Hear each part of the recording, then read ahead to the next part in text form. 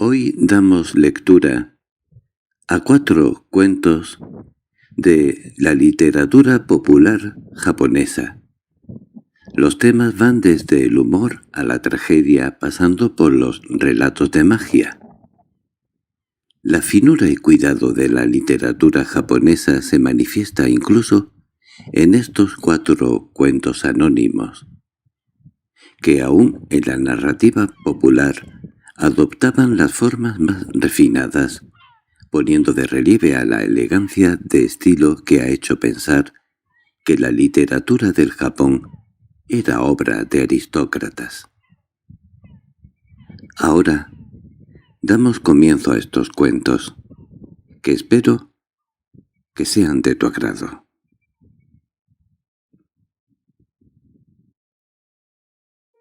El viejo que hacía florecer los árboles.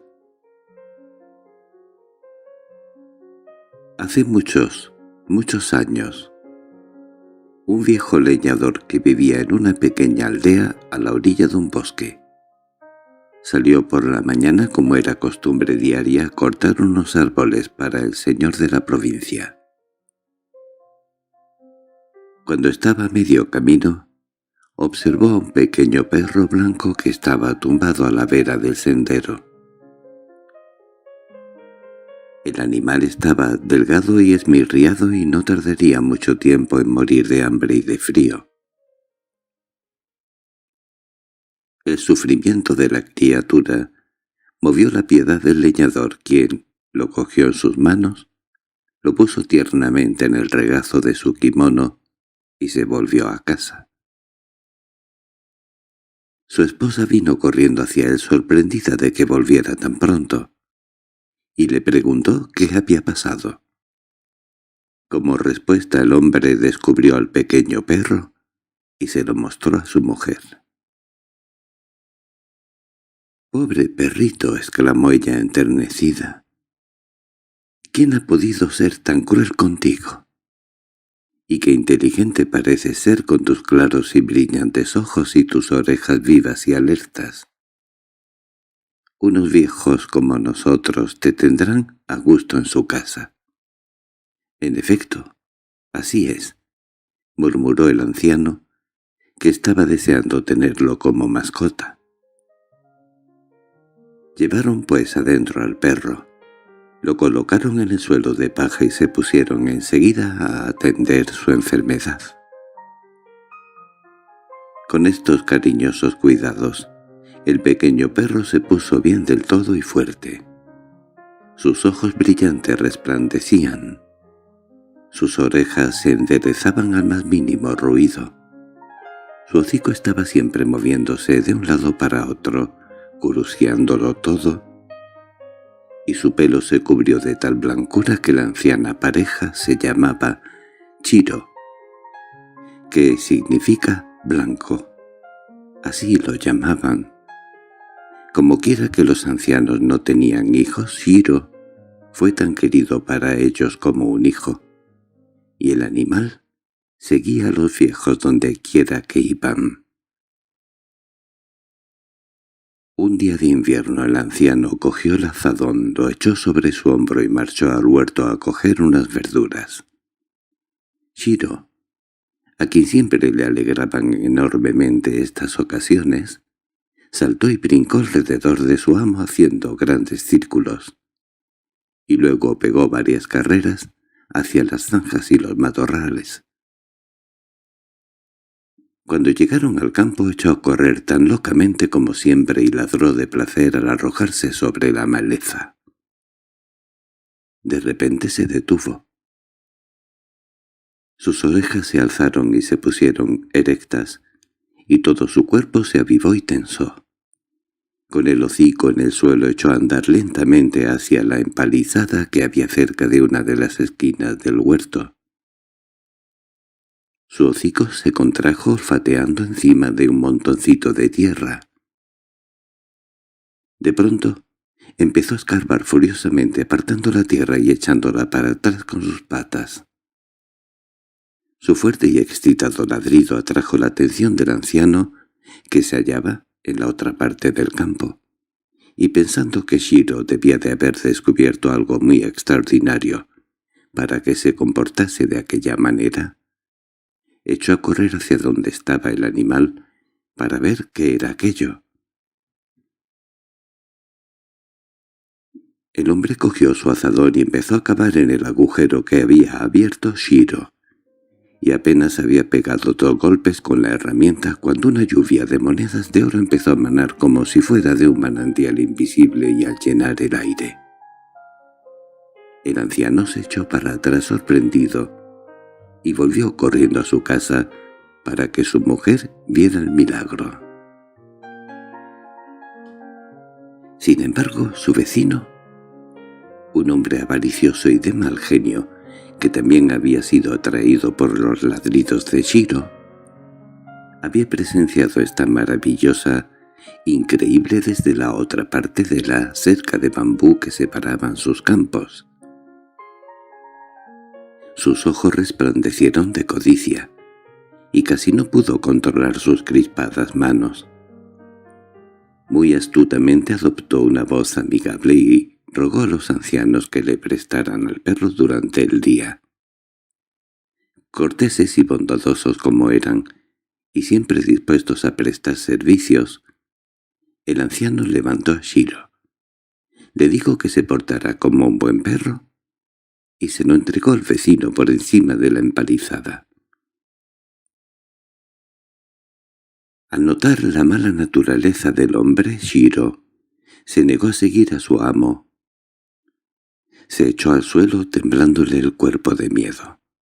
El vecino lo acarició y le gritó y lo acarició, pero solo para conseguir que el temor de Shiro aumentase más. Cada vez más colérico por su parte, el hombre ató una cuerda alrededor del cuello de Shiro y lo llevó arrastrando hasta un rincón de su huerto, en el que lo ató a un árbol, y lo hizo tan apretado y dejándole tan poca cuerda para moverse con libertad, que la pobre criatura se vio forzada a estar echada en una postura agonizante. Su garganta estaba tan contrañida por la cuerda que ni su verdadero amo podía oír sus débiles ladridos. «Ahora», dijo el malvado vecino, «¿dónde está enterrado? ¿Dónde está enterrado? Búscamelo o te mataré, despreciable sabueso». Furioso, golpeó la tierra ante el hocico de Shiro. La hoja del azadón se hundió en la tierra y chocó contra algún objeto metálico. El arisco hombre se enderezó tenso. Sus ojos se ampliaron en ávida expectación. Al momento siguiente, estaba arañando la tierra con ambas manos en medio de un frenesí de avaricia. Sin embargo, cuando no pudo desenterrar más que viejos andrajos, fuegos de madera y tejas rotas, su furia se hizo incontrolable. Agarró el azadón otra vez y golpeó salvajemente a Shiro, que en aquel instante se quejaba y se ponía cubierto aterrorizado al pie del árbol. El hombre hirió cruelmente al animal, pero también cortó la cuerda que le sujetaba, por lo que el perro echó a correr en angustiados círculos, herido por el tajo y aullando de dolor. Su verdadero amo, atraído ahora por sus ladridos, corrió hacia la cerca, y al ver lo que estaba ocurriendo se llenó de pena. Shiro atravesó la cerca y su amo lo cogió cariñosamente en sus manos. «Shiro, mi pobre Shiro, ¿qué cosa tan terrible te ha ocurrido? ¿Podrás perdonarme? ¿Podrás perdonarme mi cruel error?», lloriqueó el anciano. Pero Shiro se apretaba temblando contra él. El hombre regresó tristemente a su casa con su mascota. Allí le bañó y curó su herida y le dio de comer su comida preferida. Sin embargo, a pesar de todos sus esfuerzos, el alazón de su infame vecino le había herido tan gravemente que el animal murió aquella misma noche. Los ancianos quedaron traspasados con su pérdida. Aquella noche no pudieron dormir y por la mañana temprano, con gran dolor y triste amargura, enterraron a su pequeña mascota en el rincón del huerto donde había ocurrido el milagro de Shiro. Sobre su tumba el anciano puso una pequeña lápida y junto a ella plantó un pino joven. Todos los días la anciana pareja iba a la tumba y, de pie, con las cabezas inclinadas, lamentaban la pérdida de su amigo. El árbol creció con una rapidez increíble. En una semana sus ramas daban sombra a la tumba de Shiro. A los 15 días ya se necesitaban 2 personas con los brazos extendidos para poder rodear su tronco. Y al cabo del mes, las hojas de su copa parecían barrer el cielo. Tan grande estaba ya. Todos los días el anciano se asombraba ante esta nueva maravilla y decía: «Mujer, esto es sin duda otro milagro. Nuestro pequeño Shiro ha muerto, pero su espíritu ha penetrado en este árbol. Su esplendidez y exuberancia no pueden morir. Se ha convertido en la savia de este magnífico árbol y está brincando furiosamente en sus hojas y ramas. Estoy seguro de que es así». Y miraban al árbol con renovado asombro. Las noticias del rápido desarrollo del árbol se extendieron enseguida. Desde los lejanos valles y montañas acudían diariamente gentes con el propósito de contemplarlo. Doblaban el cuello hacia atrás y forzaban los ojos para ver sus ramas más altas, ahora sumergidas en el halo del cielo. Movían sus cabezas y se susurraban unos a otros que no podía ser, pero luego volvían a levantar las cabezas para mirar otra vez y no podían dudar de lo que estaban viendo sus ojos. Un día de invierno la anciana dijo a su marido: «Marido, ¿te acuerdas de cuánto le gustaban a nuestro pequeño Shiro los pastelillos de arroz? ¿No crees que sería una buena idea confeccionar un buen mortero del tronco del árbol de Shiro y hacer pastelillos de arroz para ofrecerlos en su tumba?» «Es una idea excelente, fantástica», replicó excitado el marido. «Lo haremos como tú dices». E inmediatamente empezó a afilar su enorme hacha. Durante la mañana y la tarde siguiente estuvieron trabajando, cortando lentamente el enorme tronco. Al fin, con una última y poderosa oscilación, el majestuoso árbol crujió y cayó a tierra como un rugido tan poderoso que se tuvo que oír en los rincones más apartados del Japón. De las hábiles manos del anciano salía poco después un bonito y elegante mortero que pronto estuvo dispuesto para recibir y moler el resplandeciente y blanco arroz. Con los corazones llenos de amor y cariño hacia la memoria de su pequeño amigo, la anciana pareja empezó a machacar el arroz con sus manos de almirez, con el fin de convertirlo en harina antes de cocerlo. Pero apenas habían machacado poco más de una cazuela llena de granos de arroz, cuando ante sus asombrados ojos todo el puñado de grano se convirtió en un resplandeciente montón de monedas de oro. ¡Cómo se maravillaron! Y con cuánta vehemencia hablaron de su buena fortuna sus vecinos, quienes se alegraron muchísimo de que a los ancianos les hubiesen caído tales riquezas. Bueno, todos los vecinos se alegraron menos uno, claro, el hombre irascible que tan cruelmente había matado al pequeño Shiro. Apenas podría contener su avaricia al oír la historia del mortero mágico. Al día siguiente fue a casa de la anciana pareja, Los aduló, los lisonjeó y fingió gran pena al decir: «Desde la muerte de vuestro pequeño perro, estoy lleno de un gran remordimiento. Un gran remordimiento, buenos vecinos, porque siento que tuve yo la culpa. De noche y día pienso que si solo existiera una manera de demostrar lo que siento y de probaros de alguna forma lo arrepentido que estoy, lo haría contento. Hoy, con toda humildad he venido a pediros perdón.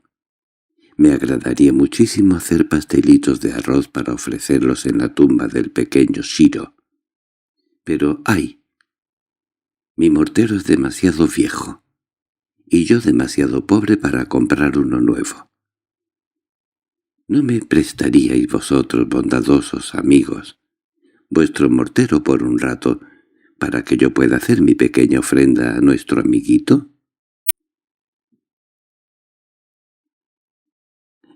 El afecto y la credulidad de los ancianos quedaron conmovidos profundamente ante esta falsa charla, y creyendo que estaba sinceramente arrepentido, permitieron a sutil bribón que se llevara consigo el mortero. Al llegar a su casa no perdió tiempo en consejos y monsergas, y se puso a preparar las tortas. Junto a su esposa igualmente avariciosa echó el arroz en el mortero y los dos se pusieron a machacarlo.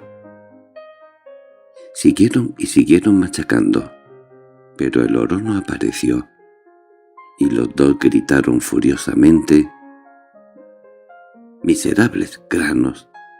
¡Transformaos en oro! ¡Transformaos en oro!» Y machacaron más vigorosamente que antes.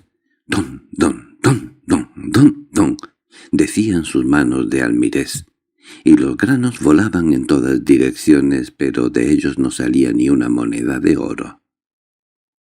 Sus fuerzas estaban ya a punto de sucumbir, cuando de repente el arroz molido empezó a moverse y transformarse.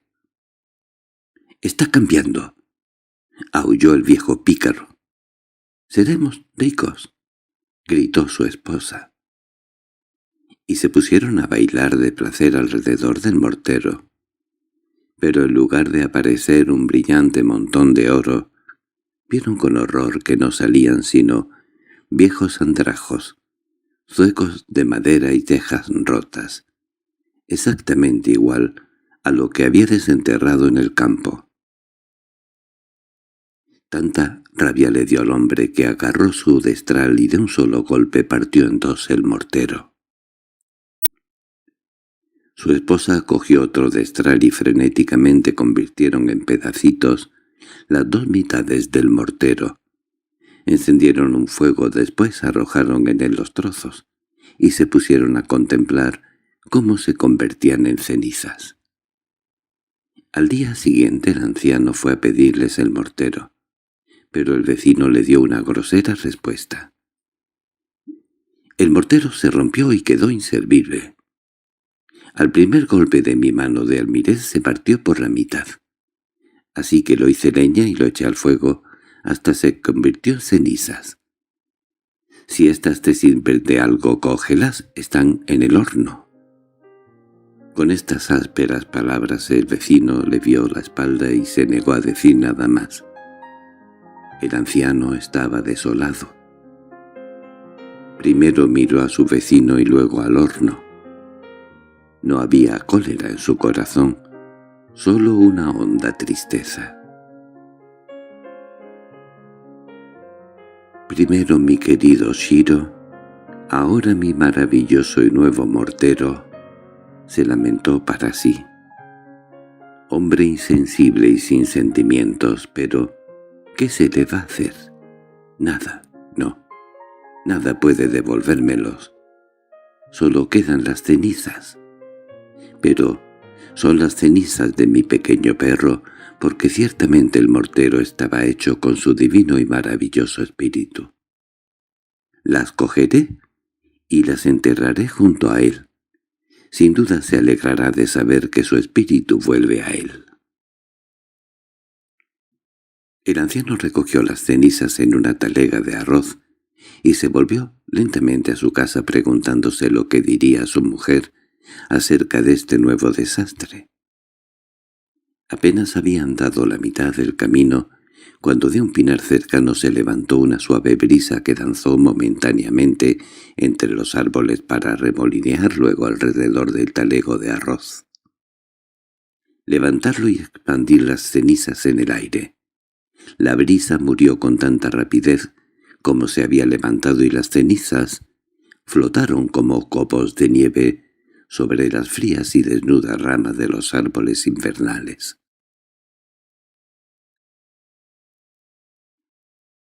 Pero, cosa maravillosa, allá donde se posaban las cenizas las ramas desnudas rompían en una profusión de hojas y flores, y pronto por todos los alrededores del anciano la tristeza del invierno se había transformado en la alegría de la primavera, y el aire se llenaba del perfume de las flores que se abrían. El anciano se volvió lentamente para presenciar este nuevo milagro. Alargó su mano para tocar las hojas y los pétalos y asegurarse de su realidad.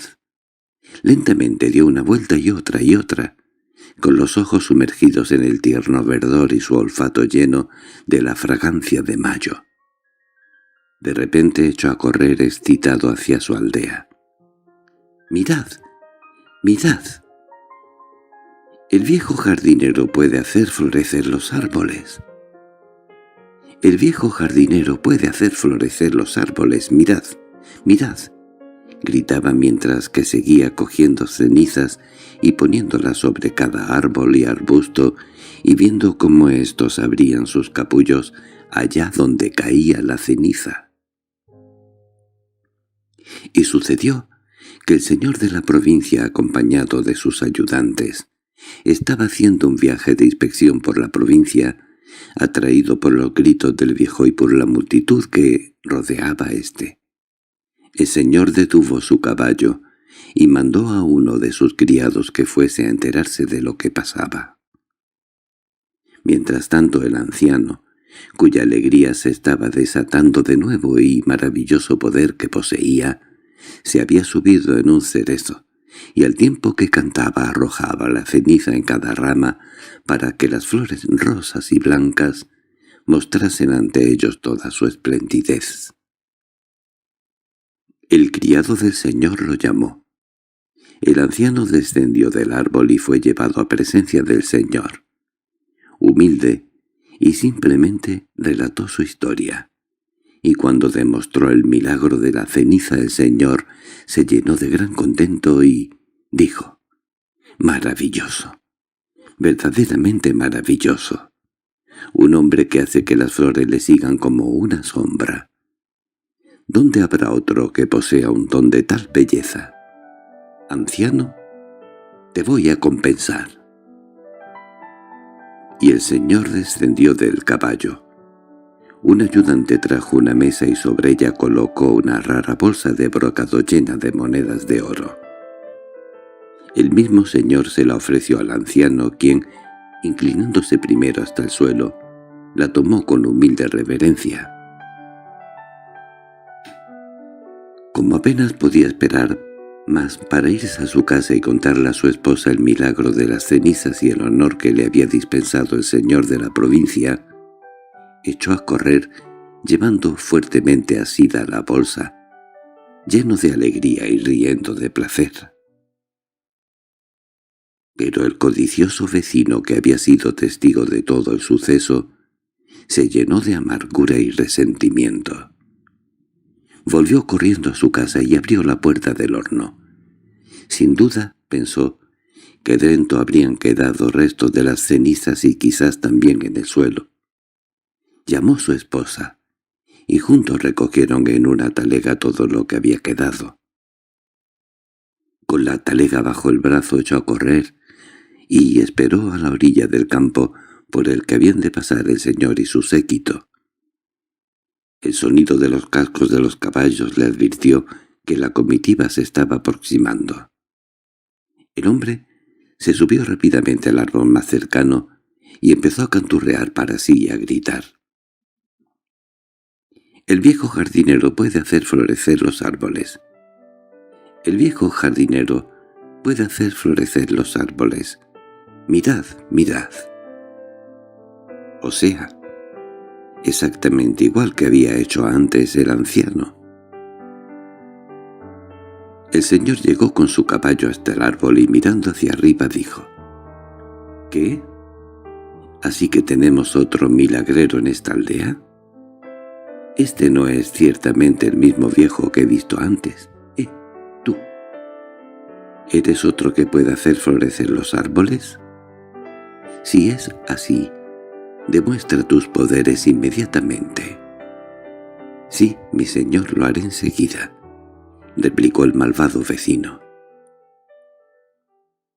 Rápidamente empezó a dispersar las cenizas sobre las ramas, pero en vez de producir y hacer brotar flores, las cenizas se dispersaron en todas las direcciones y envolvieron al señor y a sus criados en una sofocante nube de polvo que penetró en sus ojos y se los inflamó. Hizo asustarse al caballo del señor y el animal se desbocó. El señor se indignó muchísimo, y sus ayudantes arrastraron furiosos al estúpido desde el árbol y le pusieron de rodillas ante su señor. El hombre se arrastró miserablemente y se golpeó la frente contra el suelo llorando amargamente. «He sido malo y ruin», gritó desesperado. «En un arrebato de ira maté al perro de mi vecino y destruí su bonito mortero. No ha habido sino envidia y avaricia en mi corazón, y debido a eso he causado muchísimo daño a mi buen vecino. Ahora he insultado a mi señor. Perdonadme, perdonadme. Si accedéis a perdonarme desde este momento enmendaré mis caminos y mis malos pensamientos.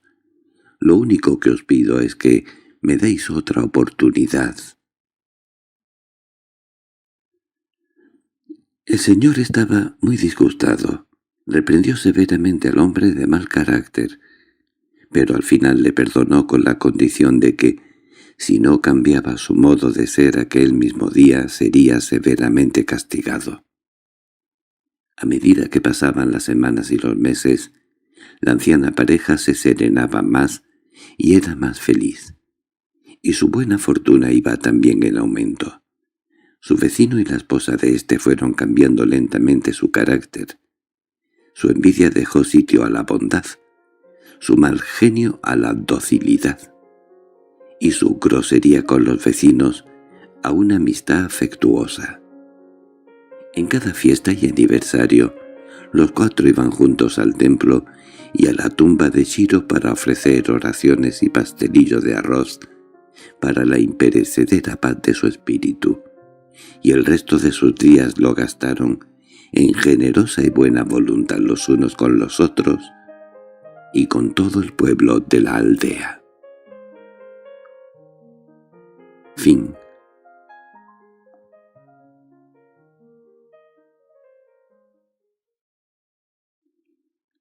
El gorrión de la lengua cortada. Era otoño y estaba amaneciendo. El bosque se hallaba encendido con el rojo de los arces. Las grullas se deslizaban hacia los campos pantanosos de arroz para desayunar. En las orillas del río las ranas croaban a grito pelado, y el monte Fuji, envuelto en nubes, resollaba ociosa y tranquilamente en el lejano horizonte.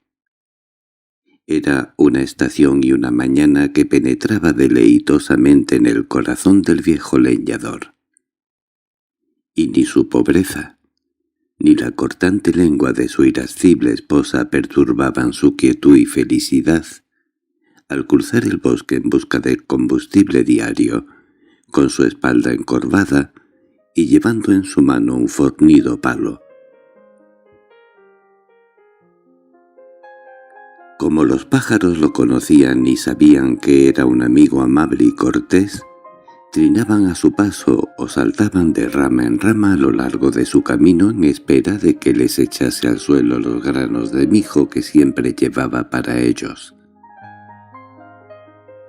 en una pequeña bolsa que le colgaba del cinto de su kimono.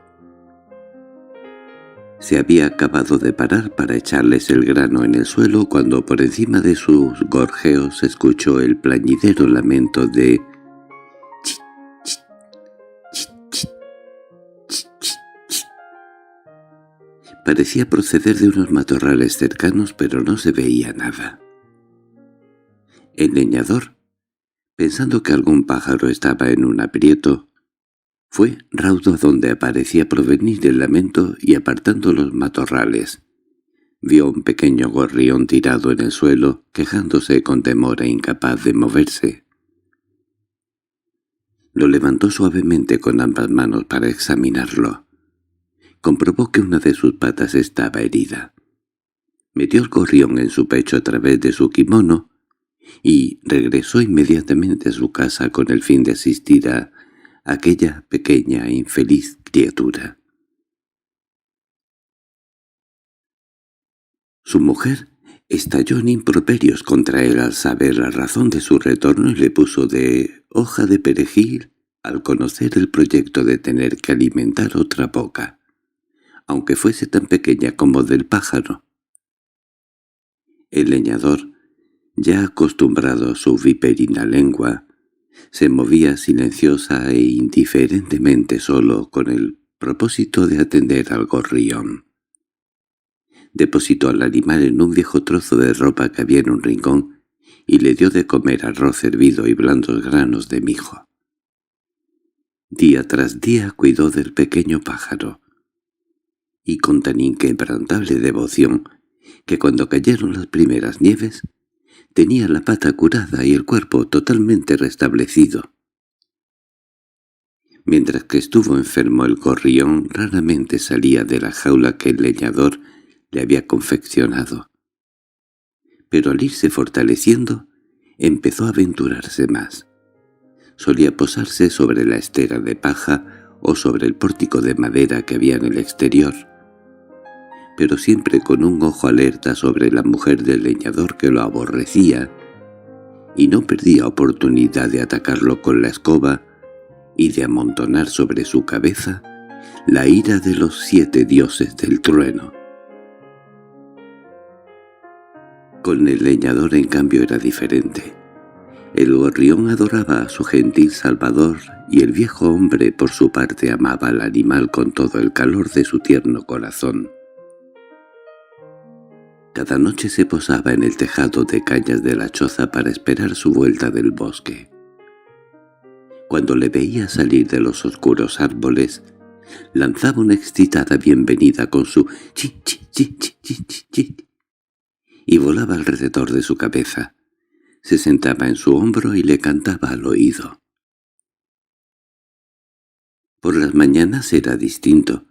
Tan pronto como el gorrión veía que el anciano se preparaba para salir, se ponía a alborotar en el rincón de la jaula y a cantar su lastimero chi chi chi chi chi chi chi. El leñador, igualmente triste por tener que abandonar a su amigo, cogía blandamente en sus manos al pequeño animal, le acariciaba las suaves plumas y le decía: «Bueno, bueno, ¿crees que te dejo para siempre? Tranquilízate, amigo. Volveré antes de que la última luz abandone los árboles». Una mañana el anciano se fue como siempre, después de haberle dicho a su esposa que cuidase muy bien al gorrión y que le diese algo de comer durante el día. La vieja mujer se limitó a lanzar un gruñido. Murmuró una maldición y empezó a hacer los preparativos para lavar los kimonos de primavera.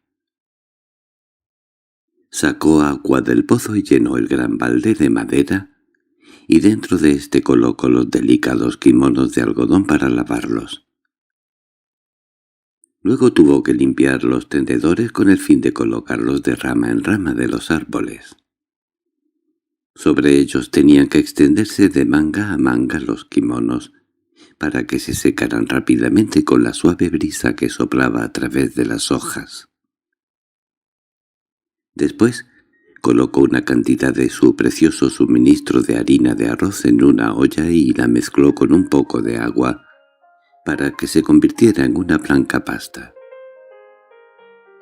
Hoy llevaba un especial cuidado en la preparación de esta mezcla, porque estaba disponiendo los mejores kimonos que tenía ella y su marido para el advenimiento ceremonioso de la primavera, y era su costumbre empaparlos en la pasta de arroz con el fin de que recibieran una lustrosa brillantez. Aunque su provisión de comida era normalmente escasa, siempre se las arreglaba para apartar la suficiente cantidad de esta harina para el ritual anual.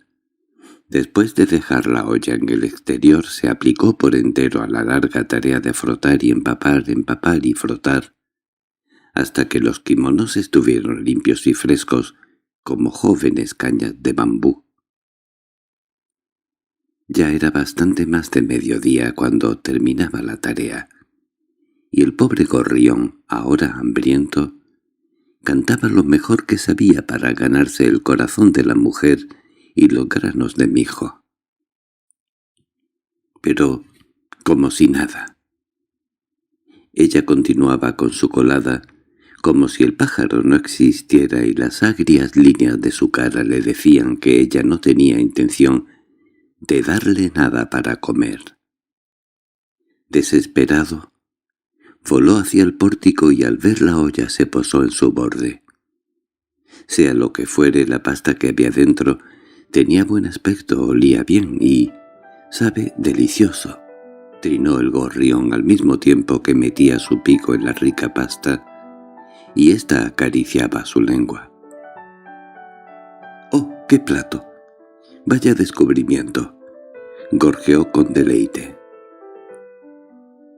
Y bajó una y otra vez su pico, y no se sintió satisfecho hasta que el fondo de la olla apareció petado y limpio en el sol del medio del invierno.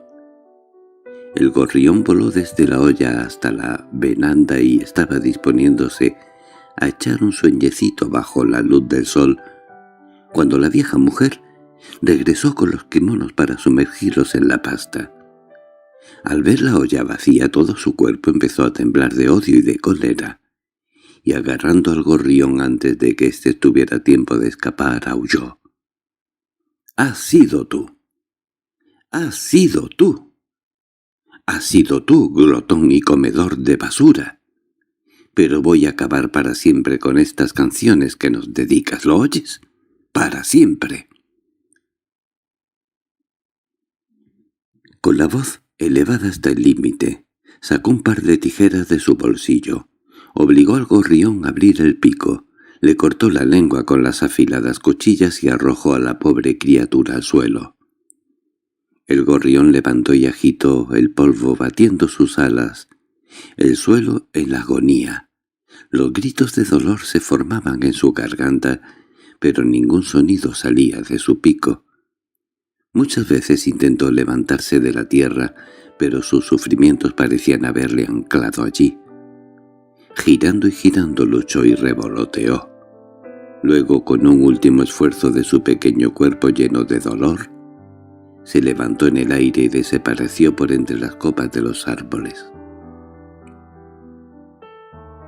Cuando el leñador regresó a casa aquella noche se sorprendió muchísimo al no oír la usual bienvenida y acercarse a la choza. Su amigo no se veía por ninguna parte, y ningún alegre chin chin chin chin chin chin rompía el silencio de la noche. Disgustado e intranquilo fue derecho a la jaula, pero la encontró vacía. Volviéndose a su mujer preguntó: —¿Dónde está nuestro pequeño Chunco? La puerca criatura se comió toda la pasta de arroz, así que le he cortado la lengua y lo he echado a la calle. Será mejor que se quede donde esté ahora, porque ya no puedo soportar más a ese miserable —replicó colérica la mujer. —¡Qué despreciable eres! ¡Qué despreciable! —gritó angustiado el leñador, como si su lengua hubiese sufrido el destino de la del pequeño gorrión. —¿Qué cosa tan cruel y malvada has hecho? Pero lo vas a pagar muy caro. ¿Dónde está ahora mi pequeño amigo? ¿A dónde se habrá ido? —Por mi parte, cuanto más lejos esté, mejor —saltó la mujer, indiferente a la pena de su marido—, que bastante hemos hecho por él. Aquella noche el leñador no pudo dormir. Se volvió y agitó ansiosamente pensando en su pequeño pájaro, llamándolo de vez en cuando, con la esperanza de que pudiera contestarle. Cuando por fin llegó la luz de la mañana se levantó y se vistió rápidamente para marchar enseguida al bosque a buscarlo. Durante un buen rato estuvo vagando y gritando: «Gorrión de la lengua cortada, ¿dónde estás? ¿Dónde estás? Ven aquí, pequeño chunco». Pero solo oía las respuestas del croar de las ranas, los chillidos de las cigüeñas que volaban sobre su cabeza y los trinos de los pájaros del bosque. El alegre y sencillo canto de chin-chin-chin del gorrión no se oía por ninguna parte. Durante toda la mañana y parte de la tarde estuvo buscando al animal, olvidándose de comer o de cansancio, y con el pensamiento puesto únicamente en encontrar a su pequeño amigo. Cuando la oscuridad empezó a adueñarse del bosque, transformando los sombreadores árboles en forma de amenazadores gigantes y bestias feroces, el hombre se sentó al pie de un árbol, exhausto y desesperado, pero aún llamando a voces. «Mi pequeño chunco de la lengua cortada, ¿dónde estás? ¿Dónde estás?» Atribulados por la tristeza de la voz del leñador, algunos gorriones que se habían pasado a las copas de los árboles por encima de él, descendieron para saludarle y hablar con él. El anciano se puso contentísimo al verles y les preguntó por su amigo. Los pájaros estaban hondamente conmovidos por la pena que dejaba notar el leñador, y después de cuchichear entre ellos, le dijeron: «Abuelo, conocemos muy bien a tu chunco y sabemos dónde vive. Síguenos y te conduciremos hasta su casa». El leñador se olvidó de cualquier pensamiento acerca de su cansancio. Se puso en pie y anduvo detrás de los gorriones. Durante largo rato les estuvo siguiendo en la oscuridad hasta que por fin llegaron a un claro en el que, debajo de un techado de musgo y rodeado de renuevos de bambú, había una casa alegremente iluminada con lámparas que colgaban de las vigas del techo. Inmediatamente salió a saludarle una bandada de gorriones que se alineaban ante él y se inclinaron reverentemente hasta que sus picos tocaron el suelo. Lo introdujeron con toda cortesía en la casa y lo ayudaron a quitarse los zuecos y a ponerse unas suaves zapatillas en los pies. Después lo condujeron a lo largo de un pasillo de brillante madera de cedro hasta una habitación que tenía una alfombra completamente nueva. Aquí se quitó cortésmente las zapatillas y entró descalzo. Los gorriones corrieron las cortinas de una sala interior en donde se encontraba el pequeño chunco, rodeado de una bandada de sirvientes, sentados en el suelo y esperando su llegada. «Oh, pequeño amigo, al fin te he encontrado. Te he estado buscando en cada árbol del bosque con el fin de llevarte conmigo a casa y consolarte y pedirte perdón por la maldad de mi esposa. ¿Y tu lengua? Está ya curada. Cómo he padecido por ti. Estoy contentísimo de volver a verte», dijo el leñador, con las lágrimas corriéndole por las mejillas. «Gracias, abuelo. Estoy completamente curado, gracias. También yo siento mucho placer el volver a verte». Lloró el pequeño gorrión que voló hacia el hombro del leñador para que éste le acariciara suave y tiernamente. «Pero ven, que te presentaré a mis padres», dijo el pequeño chunco. y diciendo esto el gorrión lo condujo a otra alcoba donde le presentó a sus padres, que ya sabían del rescate de su hijo de la muerte y la gran bondad que había mostrado el leñador durante los largos días de su enfermedad. Inclinándose reverentemente, los pájaros padres expresaron su agradecimiento al anciano, murmurando con profunda gratitud que la obligación que ahora tenían con él jamás podrían pagársela. Llamaron a los pájaros sirvientes y les ordenaron que preparasen una fiesta. Como invitado de honor que era, sentaron al anciano muy cerca de la alcoba a la que colgaba un rollo de seda con la inscripción de un poema. El viejo leñador estaba muy sorprendido por la esplendidez de la mesa y de sus viandas. Los palillos eran de marfil puro, las tazas de la sopa estaban bañadas en oro, y las fuentes procedían de las mejores caleras de la tierra. Un plato exquisito seguía a otro plato exquisito, y todo era servido con delicadeza y buen gusto. Después del banquete, entró un grupo de jóvenes gorriones elegantemente vestidos con kimonos de alegres colores, y para acompañar a los dos pájaros más viejos, uno tocaba las cuerdas de la samisen y el otro cantaba la letra de la canción. Ejecutaron la famosa y clásica danza «El viento entre las hojas del bambú». En aquel momento se levantó un ligero vientecillo en el bosque de bambú del exterior, que meneaba las hojas en armonía con las dulces voces de los bailarines que se juntaban a la letra de la canción. Cuando la danza hubo terminado y murió el viento de entre las hojas, los bailarines se inclinaron reverentemente ante el desaparecer en la habitación interior. Casi inmediatamente apareció un segundo grupo, cuyos componentes llevaban unos parasoles al son del tom, tom, tom, tom, tom, tom, y las lámparas que colgaban de las vigas seguían el ritmo de la danza. Los ojos del leñador se avivaron. De vez en cuando seguía el compás con sus palillos, y se hallaba perdido en la alegría de la maravillosa escena. La música se acabó y los bailarines saludaron y se marcharon. El hombre empezó a pensar en su esposa y con disgusto dijo a sus anfitriones que debía regresar a casa. Los gorriones se apenaron muchísimo y trataron de disuadirlo con todos sus medios para que no se fuera. Pero el leñador dijo que no estaría bien dejar por más tiempo sola a su esposa y que debía volver a su casa. Nunca antes había sabido que la vida pudiera ser tan buena, tan alegre, tan agradable. Nunca jamás olvidaría aquella noche y la gran bondad de sus honorables anfitriones. Pero ahora tenía que marcharse. Por eso no le presionaron más. Luego el pájaro padre habló.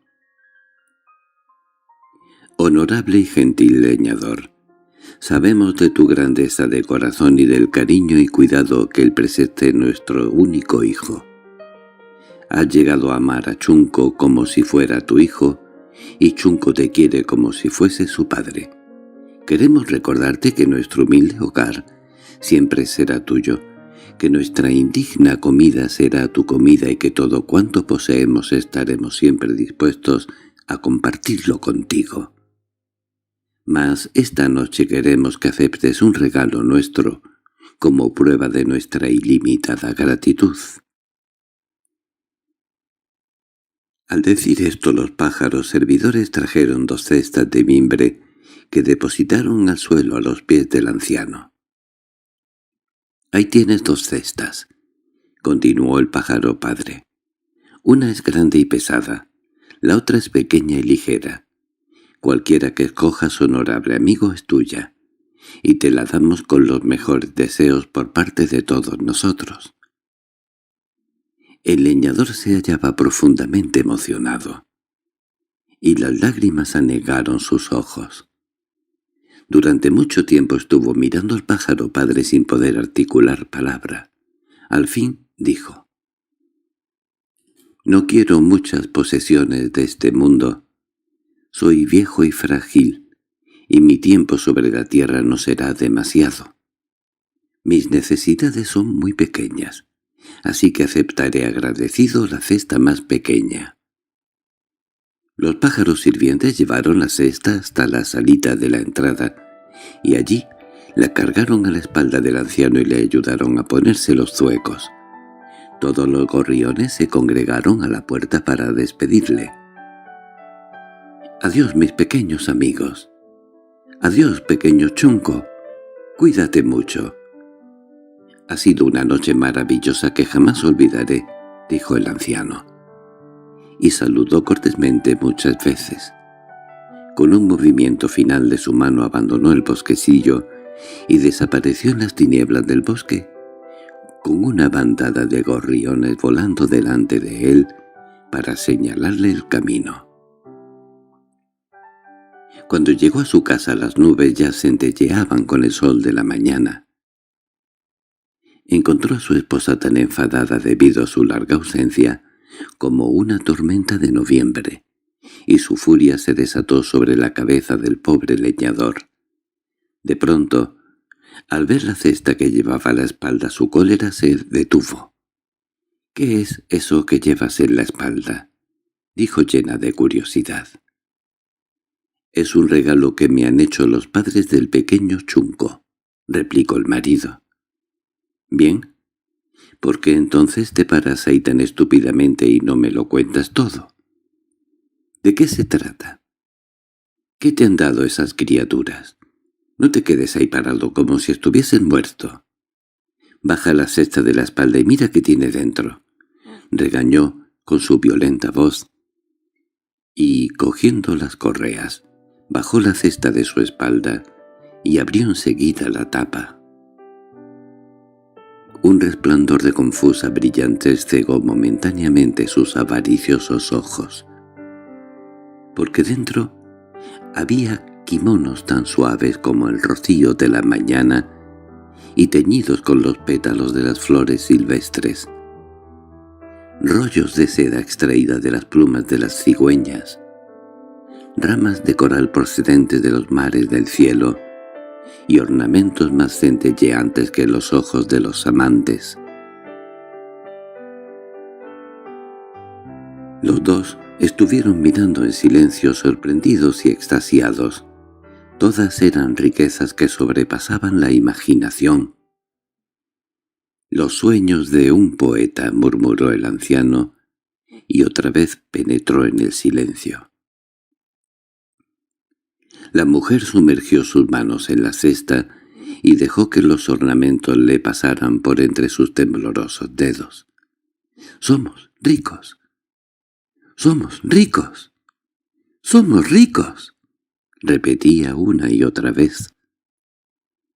Posteriormente el anciano relató la historia de su aventura desde el principio. Cuando su esposa escuchó que había escogido la cesta pequeña, cuando podía haberse quedado con la grande, estalló furiosa. «¿Qué clase de estúpido marido tengo?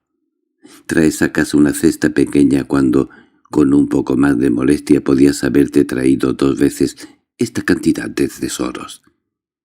Seríamos el doble de ricos. Hoy mismo iré yo en persona a visitar a los pájaros. No tendré tan poco sentido como tú. Ya me las apañaré para regresar con la cesta grande». El anciano leñador discutió con ella y le rogó que se conformase con lo que ya poseían. Tenían más riqueza que muchos reyes, lo suficiente para ellos y para todas las generaciones de parientes. Pero los oídos de la mujer estaban distraídos por los pensamientos de su mente avariciosa, y agarrando su bata salió disparada hacia la casa de los pájaros. Como quiera que su marido le había dado una buena descripción de la situación de la casa de los gorriones, antes del mediodía estaba ya en sus inmediaciones. «Gorrión de la lengua cortada, ¿dónde estás? —¿Dónde estás, pequeño chungo? Ven aquí —gritó. Pero su voz era cortante, y ni siquiera sus blandas súplicas podían ocultar su naturaleza pendenciera. Pasó bastante tiempo antes de que apareciese ningún pájaro. Al fin, 2 gorriones vinieron volando desde la casa para preguntarle lacónicamente qué era lo que quería. «He venido a ver a mi pequeño amigo Chunco», respondió la taimada. Sin añadir nada más, los gorriones la condujeron a casa, donde salieron a recibirla los pájaros sirvientes, quienes, callada y reservadamente, la llevaron a lo largo del pasillo hasta la habitación interior.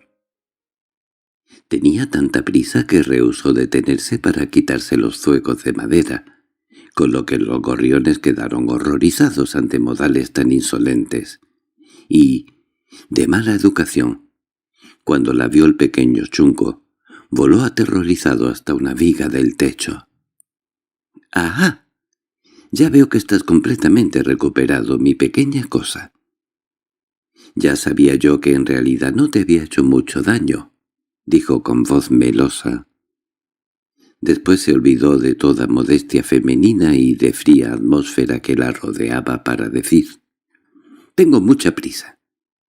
Por favor, no os molestéis en bailar para mí, y tampoco dispongo de tiempo para comer nada.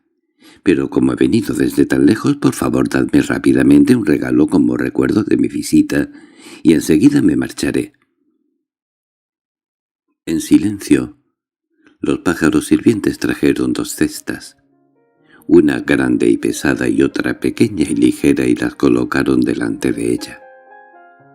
«Como regalo de despedida», dijo el pájaro padre, «acepta por favor una de estas cestas. Como ves, una es grande y pesada, la otra pequeña y ligera. La que elijas será tuya». Casi sin esperar a que el pájaro terminara de hablar, la anciana señaló inmediatamente la cesta grande. «Es tuya», dijo el pájaro. En la salita, con muchos suspiros y soplidos, los gorriones colocaron la cesta sobre la espalda de la mujer y la saludaron en silencio a las puertas de la casa. La vieja no perdió tiempo en inclinaciones, sino que marchó apresuradamente hasta el cubierto del bosque, doblándose bajo el peso de la enorme cesta. No bien estuvo fuera al alcance de la vista de los gorriones cuando se bajó la cesta de la espalda y abrió inmediatamente la tapa. Tuvo que retroceder horrorizada al ver que de la caja salían unos monstruos y demonios cuyos ojos echaban llamas, las bocas humo y los oídos emitían nubes sulfurosas. Algunos tenían 7 cabezas con cuernos que colgaban y rodaban sobre sus cuerpos, otros tenían brazos que se movían como serpientes ondulantes y buscando a ciegas a través del sulfuroso aire. Los cuerpos, delgados, espigados e hinchados con los cuernos de las conchas del gran mar, flotaban arriba y abajo.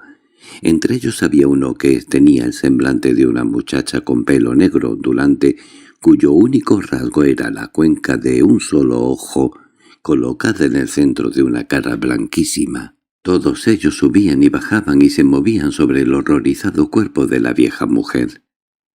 —¿Dónde está esa ambiciosa y malvada mujer? —gritaban. Y los serpenteantes brazos la tentaban y le retorcían todo el cuerpo. De repente todos los monstruos chillaron juntos con una voz ruidosa y estridente. —¡Ahí está! Ahí está esa abejarrona de mal corazón. Echemos sulfuro en sus ojos para que nunca más sean avariciosos. Abracémosla contra nuestros hinchados pechos para destruir la maldad de su carne. Piquémosla y mordámosla con nuestras agudas lenguas hasta que se muera, se muera, se muera. Llena de pánico, sintiendo su cuerpo helado, la vieja mujer salió huyendo. A través del bosque de las zarzas y del agua corrió a la velocidad del viento, mientras los monstruos la perseguían alocadamente. «Piquémosla, mordámosla, Echemos sulfuro a sus ojos, pinchemos su carne con nuestros endurecidos pechos. Iban gritando. «¡Oh, Buda, sálvame! ¡Sálvame de estos diablos!», gritaba la mujer. Sus cuerpos flotaban por encima de ella, sus culebreantes brazos se alargaban para cogerla. De repente hubo un estallido de luz entre los árboles. Era el sol que se ponía y que hacía aparecer el cielo rosado y dorado. A medida que el resplandor dorado invadía el bosque, los monstruos retrocedían con gritos desmayados y, volviéndose despavoridos, se desvanecían en la oscuridad de los árboles, donde ya no se vieron más. La vieja mujer se detuvo, sin aliento y temblando, y su cuerpo enfermó por cada poro. La brillantez del bosque estaba ahora decayendo y, temiendo el retorno de los monstruos, se marchó enseguida exhausta y temblando a cada paso. Cuando llegó a su casa, su marido, conmovido por su lastimoso estado, salió corriendo para ayudarla hasta el pórtico, donde se sentó palpitando antes de poder hablar. —¿Qué te ha ocurrido? —¿Qué te ha ocurrido? Por favor, dímelo —rogó el anciano. Su mujer, después de relatarle la historia, dijo: «Durante toda mi vida he sido de mal corazón y avariciosa. Esta es la retribución que me merezco. He recibido mi lección amarga, pero quizá no tanto como la vida que yo te he dado a ti. Ahora sé lo mala que he sido. Pero desde este momento reformaré mis caminos. Trataré de ser una mujer más bondadosa y más dócil, y una mejor esposa para ti, querido marido». El hombre colocó su mano sobre su hombro, y los dos comprendieron que los malos días habían pasado para siempre. Durante los años que le quedaban, ni un mal deseo, ni una sola palabra, pasarían jamás por los labios de la mujer. Los gorriones se convirtieron en sus mejores amigos, y los unos se devolvían las visitas a los otros. Mucho tiempo después los ancianos murieron, y los gorriones conmemoraron la historia del anciano y la anciana en una canción, y hasta donde yo sé, todavía la siguen cantando a sus hijos. Fin.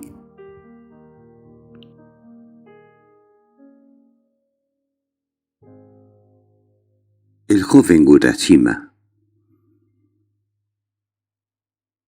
Al mismo tiempo que el crepúsculo caía sobre la aldea de Mizunce en la provincia de Tango, un joven pescador de la aldea llamado Urashima arrastraba su barca hasta la playa después de un largo día de pesca.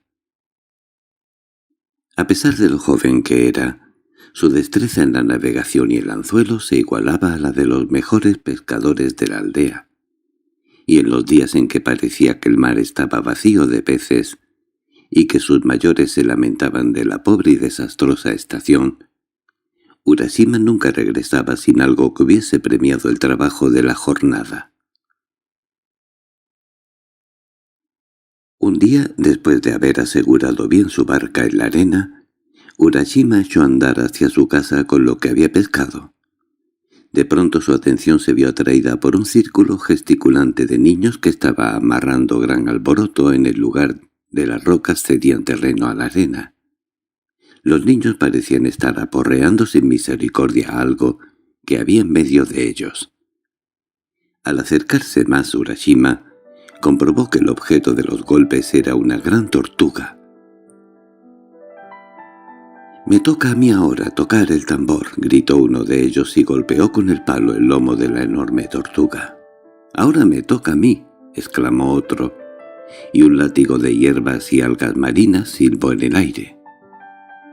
«Ahora todos juntos», chillaron, y los palos y los zurriagos uno detrás de otro llovieron sobre el cuerpo del animal.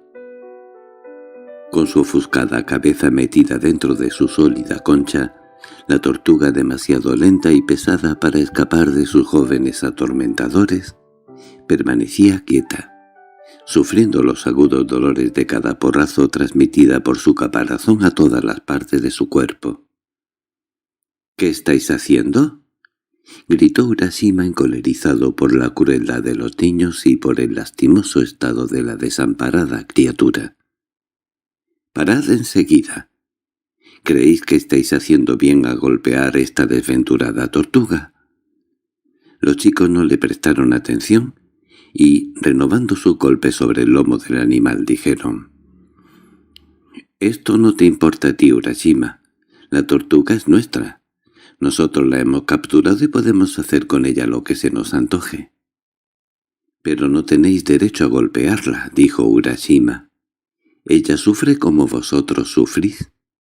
Oíd, si os doy dinero, ¿me daréis la tortuga?» «Claro que sí», gritaron todos a una.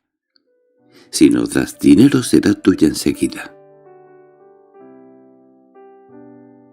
Urashima les entregó el dinero y los niños, con gritos de júbilo, riéndose a carcajada limpia por su estupidez, cesaron a correr hacia la aldea.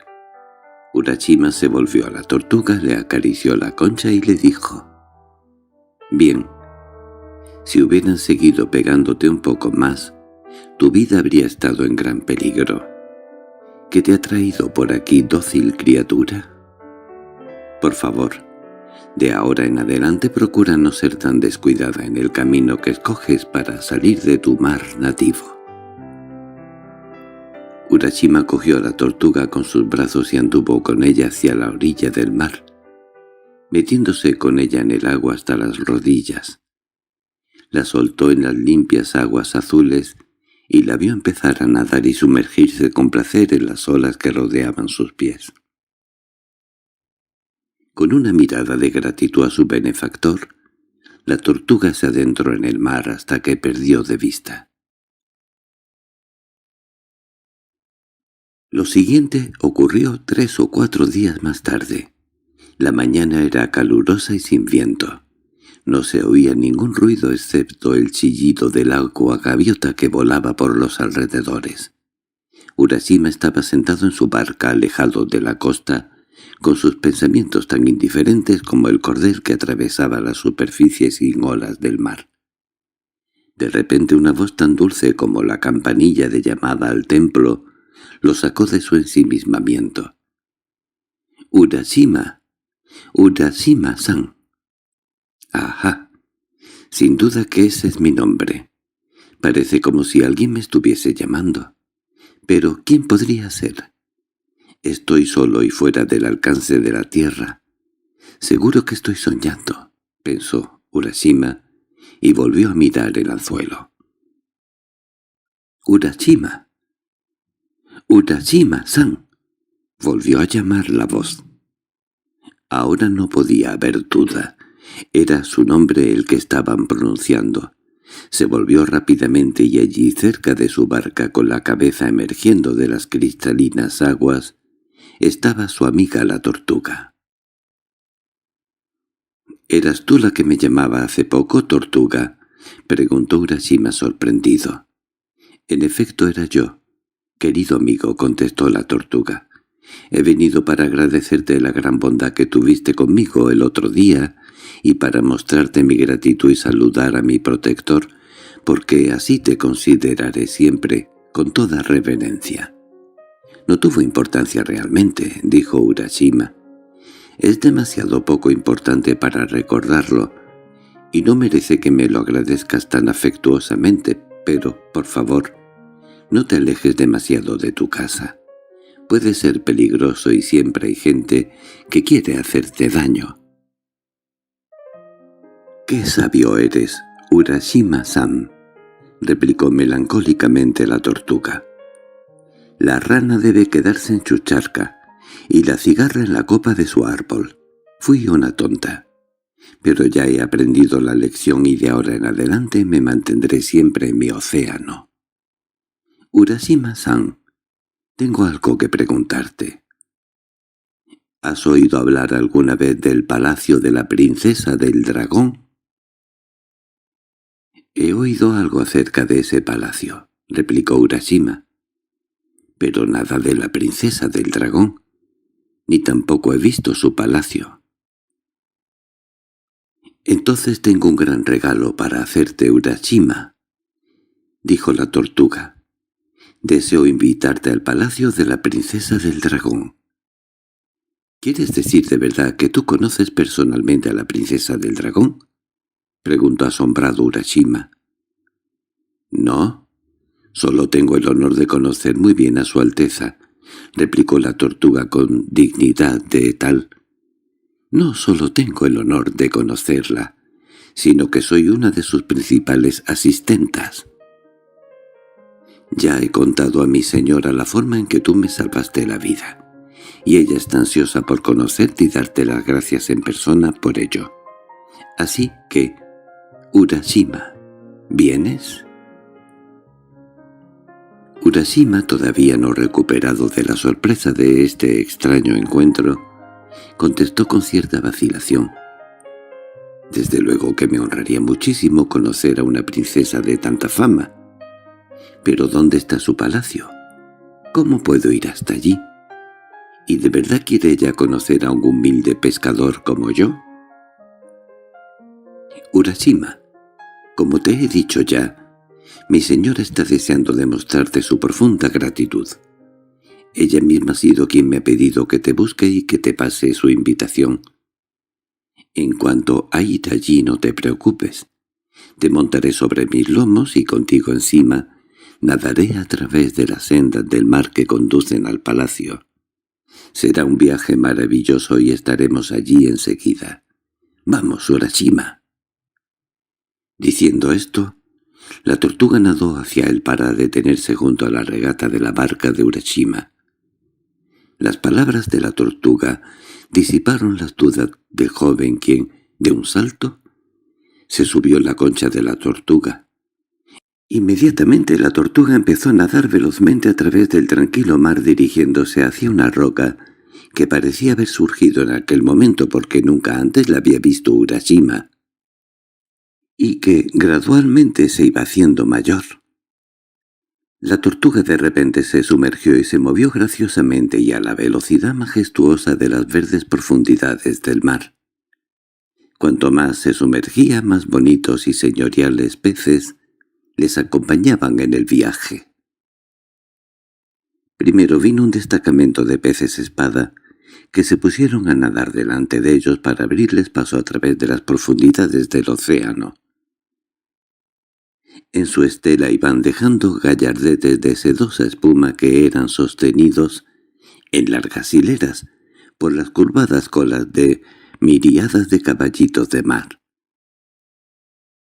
Siguiendo a los peces espada iba un destacamento de delfines que llevaba en sus lomos peces procedentes de distintos mares cuyas escamas fosforescentes iluminaban el camino con luces multicolores.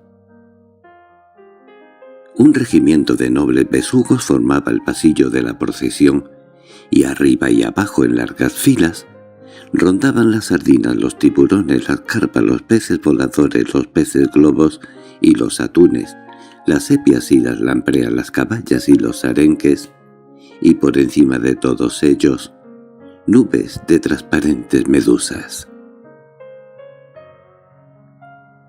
La cabalgata siguió bajando hasta que de repente, como un destello, apareció el castillo, el cual se hallaba iluminado con miles de iridiscentes burbujas de espuma.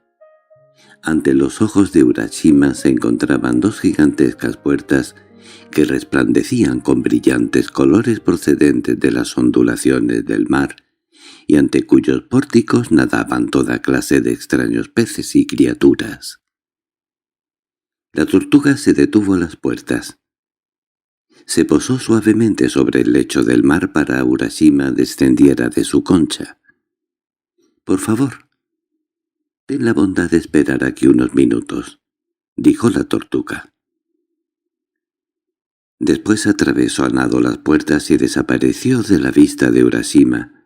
El animal volvió casi inmediatamente a donde estaba sentado el muchacho, absorto en la contemplación de las maravillas que lo rodeaban.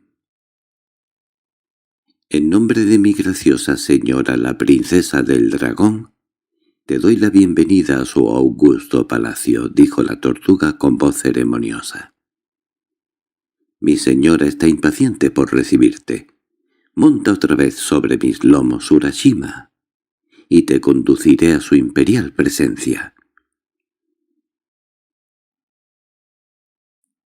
Latiéndole fuertemente el corazón, Urashima subió a la enorme concha de su amiga que le transportó a través de las magníficas puertas. Una vez dentro, Urashima se halló en un paraíso en el que todos los arcoíris del mundo parecían empezar y terminar. Ante él se vislumbraba el contorno de un palacio de magnífico esplendor cuyo delicado trazado de torres, torretas y pagodas se proyectaban hacia arriba, hacia la lejana superficie del mundo. Al acercarse más, Urashima vio lo que él había tomado por una profusión de capullos y flores. Eran hileras de hermosas doncellas ataviadas con ricos vestidos de brocado, a las que un paje por cada una de ellas, no menos guapo que las doncellas, asistía y sostenía el abanico ornamental sobre su cabeza. Al aproximarse más comprobó que cada doncella vestía unas bandas brillantes de algas y anémonas marinas sobre sus altísimos trenzados, y por delante, anidando en las ondas del pelo, estaba un joven besugo, mientras que entre los elevados moños de las frentes de los pajes, adornados con cintas, pequeños calamares y pulpos movían sus tenues miembros. Al pararse Urashima como consecuencia del arrobado encantamiento en que se hallaba, las filas de los asistentes se dividieron en el centro como una ola para dejar paso a una mujer de belleza divina que avanzaba lentamente hacia él. Era la afamadísima y legendaria princesa Oto, la princesa del dragón. Urashima se puso de rodillas y se inclinó ante ella profundamente. «Bienvenido seas a mi humilde morada», dijo la princesa. «Quizás más que cualquier otro visitante del rey de mi mar, y de más lejos, porque tú has salvado la vida de mi querida y estimada asistenta y contigo tengo una deuda de eterna gratitud. Mi pueblo y yo nos alegraremos muchísimo si nos honras de tu compañía todo el tiempo que quieras». Urashima se inclinó reverentemente otra vez. Después se puso de pie y anduvo con la princesa a lo largo de los grandes corredores del palacio seguidos por las doncellas y los criados. Los suelos estaban cubiertos de ágatas, y de allí salían unas columnas para soportar los abovedados techos con adornos de coral. De los aposentos que había en los corredores salían piezas musicales que le seguían a su paso, y las aguas estaban por todas partes enriquecidas con los mejores perfumes. En la alcoba, a la que finalmente entraron, había una mesa baja y roja, cubierta con un mantel de riquísimo damasco y dos sillas talladas de la misma vívida y roja madera. La princesa precedió a Urashima y se sentó graciosamente en una de las sillas. Luego invitó al joven a sentarse junto a ella. «Urashima-san, después de tu largo viaje debes estar hambriento, así que vamos a comer», dijo la princesa haciendo un gesto significativo a uno de los criados. Inmediatamente, de entre las columnas de coral salió una hilera de otros sirvientes que llevaban unas bandejas de oro y platos con los más ricos manjares procedentes de los 4 puntos del océano. Mientras comían, las doncellas ejecutaron danzas en las cortes de los reyes antiguos y cantaron melodías de amor de las baladas de antiguos romances con el acompañamiento del arpa, la flauta y el tambor. Una vez finalizada la comida, la princesa invitó a Urashima a que le acompañara a ver el palacio. Pasaron por salones con paredes de marfil y mármol azul, jade y ámbar, madera de sándalo y de cedro, y suelos de piedra procedentes de las canteras de lejanos mares cuyos colores relucían y se fundían con los ricos matices de las paredes. Y esculpido en el techo de cada habitación estaba el magnífico dragón rojo y dorado de la dinastía de la princesa Otto. Al fin arribaron a una sala desde la que se dominaba un rojo puente curvado que colgaba sobre una corriente profunda y clara como el cristal.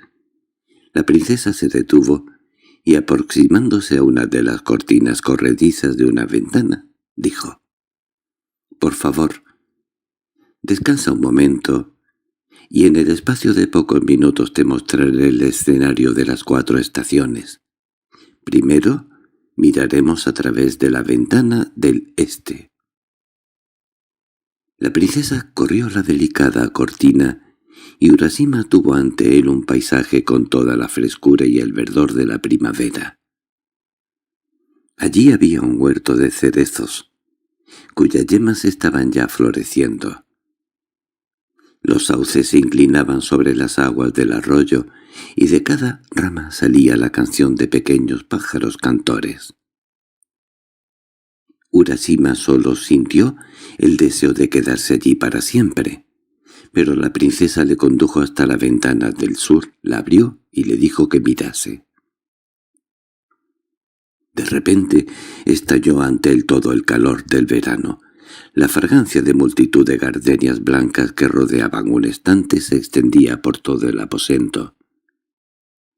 La superficie del estanque estaba cubierta de nenúfares de todos los tamaños que flotaban aquí y allá, con sus pétalos colgando. Los patos de plumas preciosas nadaban sobre la superficie y trasladaban los pétalos de las flores como si fuera una cascada. Las cigarras llenaban el aire con sus canciones y las ranas croaban alegremente, pero la princesa condujo de nuevo a Urashima hacia la ventana del oeste y le pidió que mirara.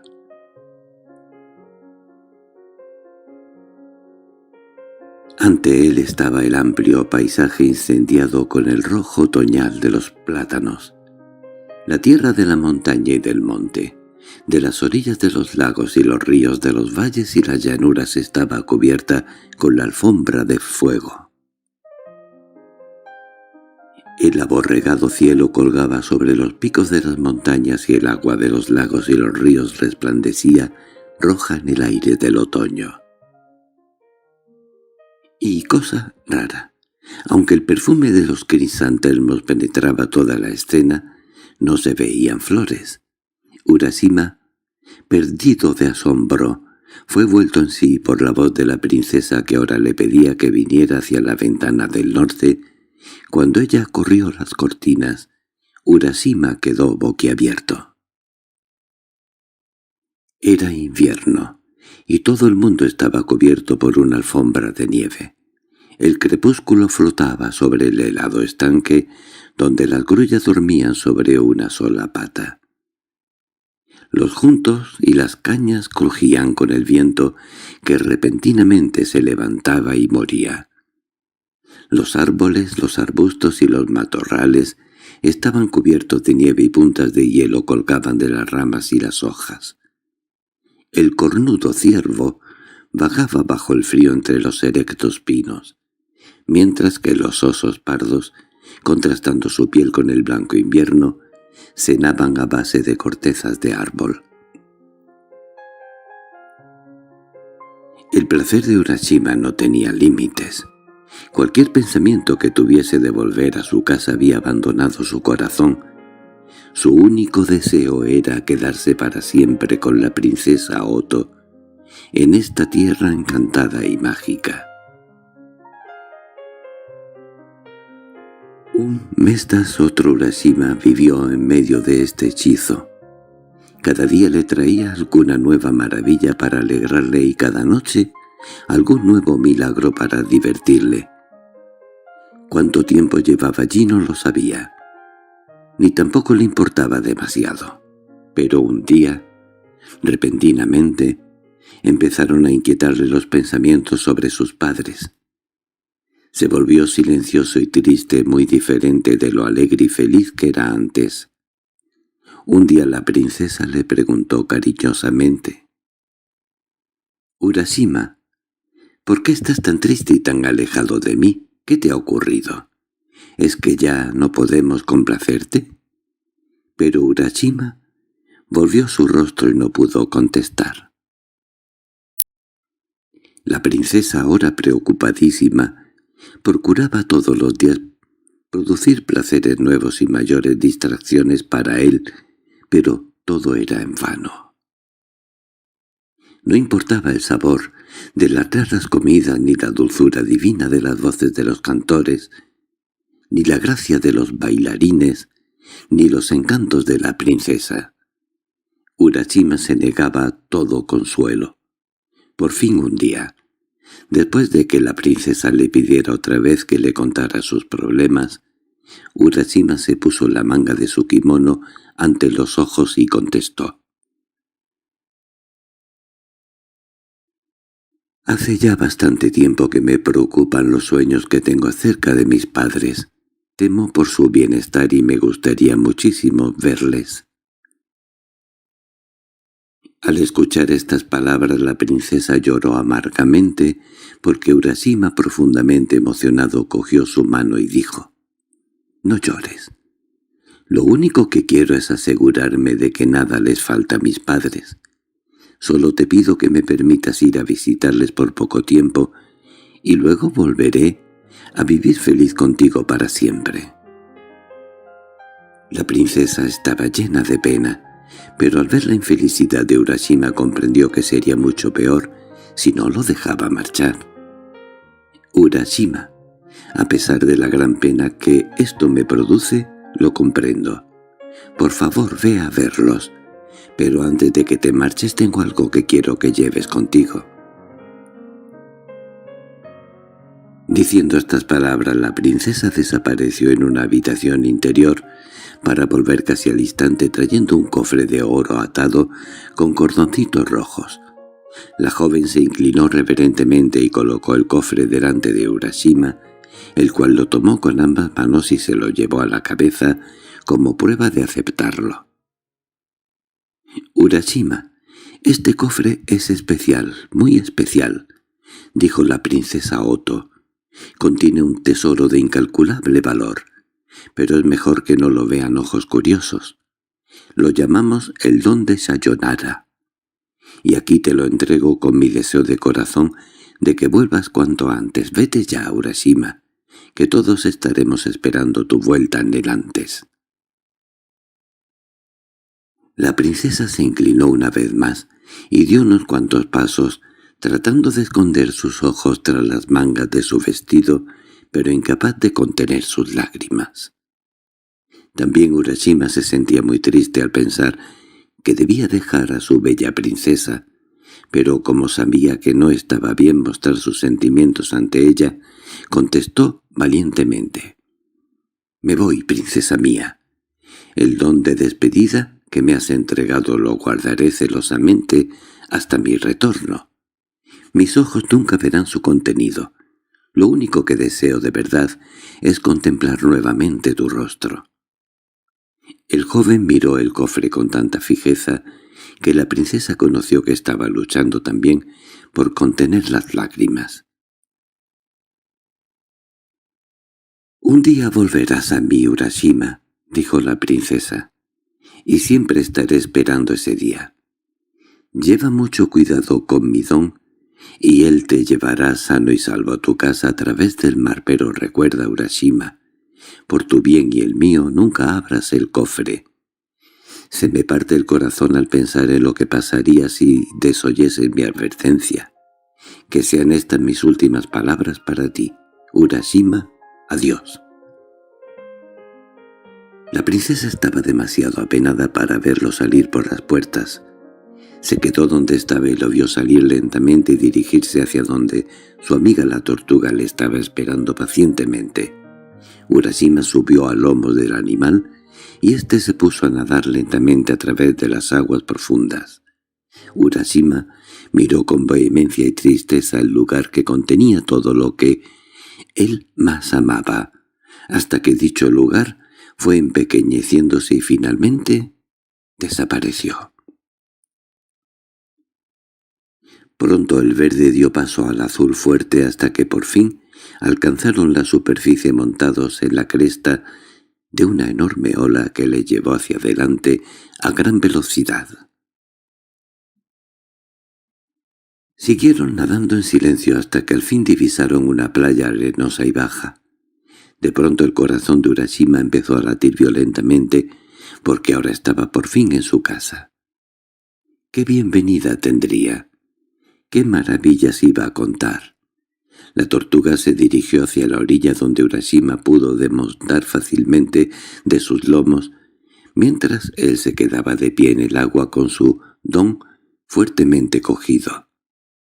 La tortuga se deslizó suavemente hacia mar adentro y se volvió para decir: «Urashima, sayonara, sayonara. Por favor, cuídate mucho, que te estaré esperando pacientemente para llevarte a tu hogar de debajo del agua. Sayonara, Urashima-sama». La tortuga dio media vuelta a su enorme cuerpo y sin añadir palabra o mirada empezó a nadar rápidamente. Urashima vio marchar a su querida amiga hasta que desapareció a lo lejos. Su corazón estaba apenado y una gran melancolía cayó sobre él. Se volvió a mirar a su patria familiar con un espíritu enternecido. Sin embargo, su sorpresa fue grande al comprobar que todo estaba cambiado y que no había ningún signo que él pudiera reconocer. Subiendo por la playa llegó hasta la calle principal de la aldea, la cual apenas parecía la misma. El templo aún seguía en lo alto del monte, pero las viejas casas familiares habían sido demolidas y en su lugar se habían levantado unas nuevas. El altar de los viajeros todavía se hallaba a la entrada de la aldea, pero habían trazado una nueva carretera y un nuevo puente de madera cruzaba el río. Las caras, que veía todas extrañas, no miraban con curiosidad y no encontró a ningún amigo. Atravesando la calle se dirigió hacia la casa de sus padres, pero se quedó de una pieza cuando la vio. Estaba cubierta de hierbajos. La hierba sin contar se había adueñado de la puerta de bambú, el techo de cañas estaba roto y las paredes se hallaban agrietadas y ruinosas.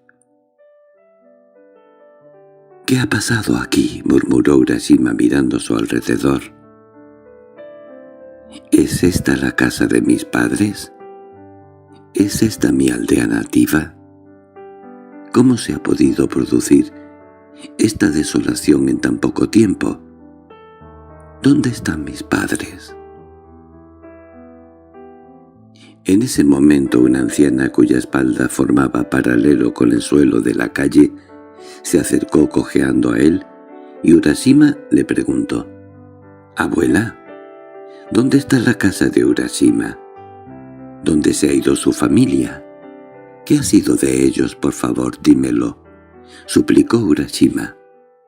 La anciana levantó la cabeza para observar a Urashima. Después de mirarlo fijamente durante mucho tiempo dijo: «¿Urashima, dices? Nunca he oído ese nombre. Llevo viviendo aquí 80 años y jamás he conocido a nadie que se llame así». Urashima se intranquilizó muchísimo y dijo en voz alta: «Pero aquí es donde solían vivir, y eso no lo sabe nadie mejor que yo. Seguro que tienes que haber oído hablar de ellos». La anciana se quedó silenciosa durante algún tiempo. Muchas cosas parecían estar luchando en su marchita cabeza. Al fin asintió y murmuró a Urashima: «Urashima, Urashima. Ese nombre lo oí de niña, pero ¿no fue el muchacho que cruzó el mar montado en la concha de una tortuga y que nunca regresó?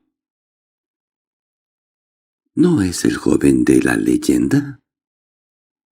Se dijo que lo habían llevado al palacio de la princesa del dragón y que estaba allí prisionero, pero yo no lo sé. Ha pasado tanto tiempo desde entonces. Como te he dicho, yo oí la historia cuando era niña, y por lo visto todo eso dicen que pasó hace unos 300 años. Urashima apenas podía contener su asombro y su dolor al comprender lo que había pasado.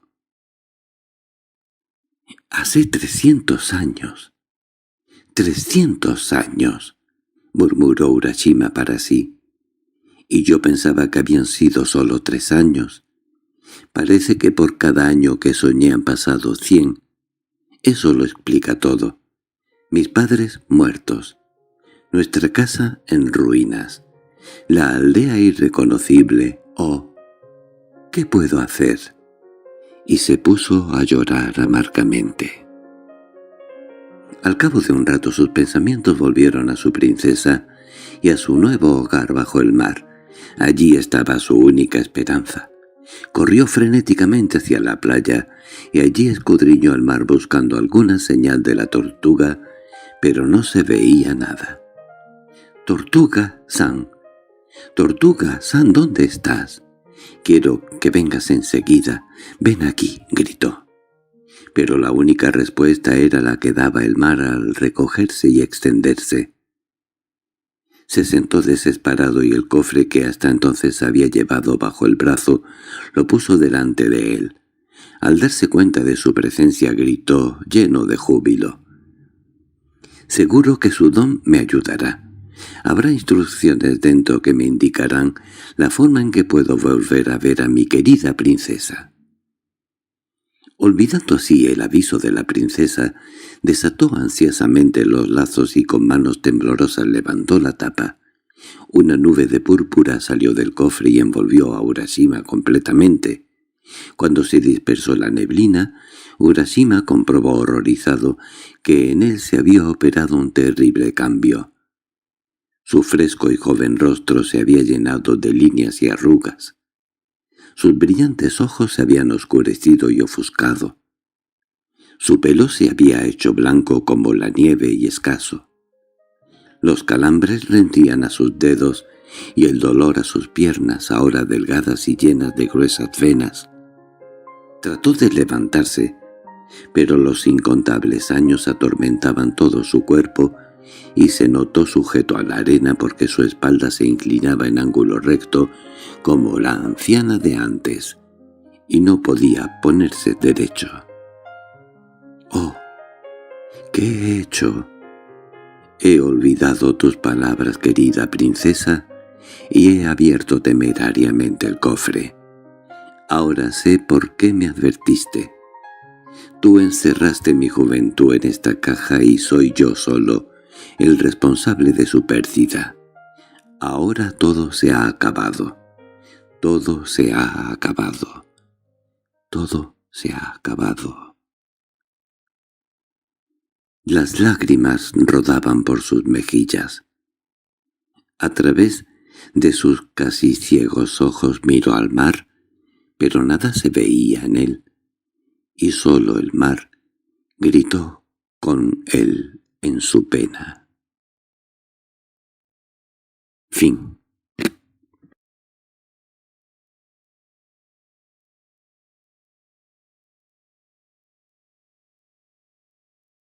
La tetera de la fortuna. Una mañana de los días en que el monte Fuji era adorado como un dios y como el más divino de todos los hijos de la naturaleza, un joven tejón, lleno de alegría y del calor del primer sol de primavera, brincaba a sus anchas por un lejano brezal. Empezó a hacer piruetas, a dar saltos mortales, a brincar por encima de los matorrales silvestres y a gritar de placer al revolcarse por la alta hierba. A ratos se paraba para golpearse el estómago con sus dos patas delanteras como si fuese un tambor. Un juego que los tejones gustan de practicar cuando están contentos. Tiene el alegre sonido del pom poco pom pom, Y si hay niños alrededor, estos van a divertirse con el juego de los grotescos tejones.